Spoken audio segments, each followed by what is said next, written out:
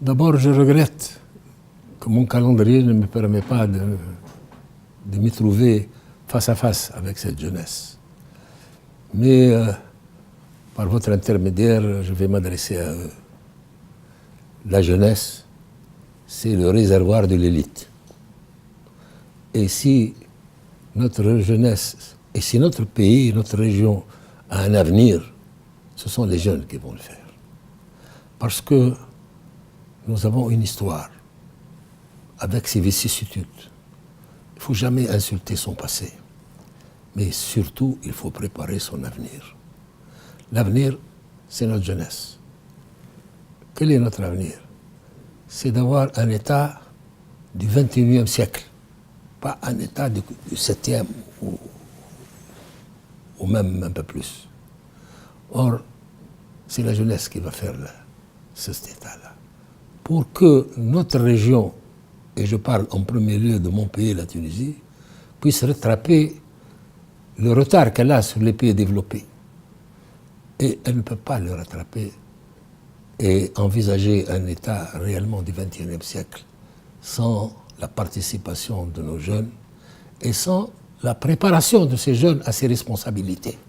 Parce que nous voudrions avoir des dirigeants au niveau des dirigeants des pays développés. Il ne s'agit pas de rattraper le retard en traversant la Méditerranée. Actuellement, les jeunes, malheureusement, traversent la Méditerranée et ils y restent très nombreux, c'est malheureux, mais donc, il faut le préparer.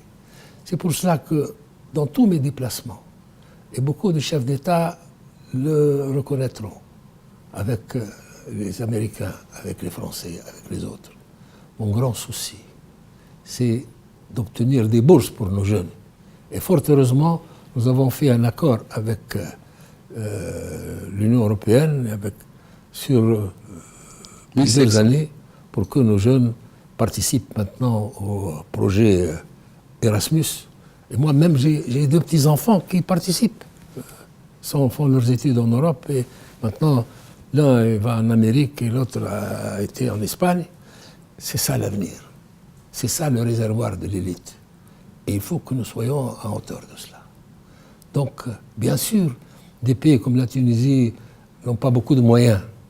Mais nos pays amis doivent comprendre qu'ils doivent nous aider dans ce sens-là, parce que l'avenir de la Méditerranée, elle est générale et pas, ou pas.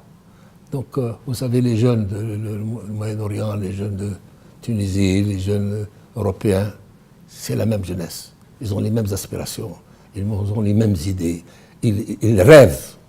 Et au fond, comme disait Bourguiba, un rêve de jeunesse réalisé à l'âge mûr. Là, grand problème. Moi, je ne suis pas un écrivain, ce n'est pas mon rôle, mais j'ai quand même écrit un livre il y a une dizaine d'années, ou un peu plus, dans lequel je l'ai dédié à la jeunesse.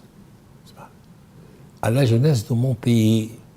C'est ça, qui n'a pas connu cette période qui a fait la construction de l'État moderne et les vicissitudes de la construction de l'État moderne.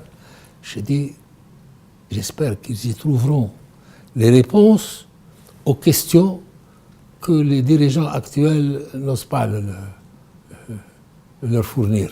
Il faut aussi que les jeunes aient confiance dans leur pays.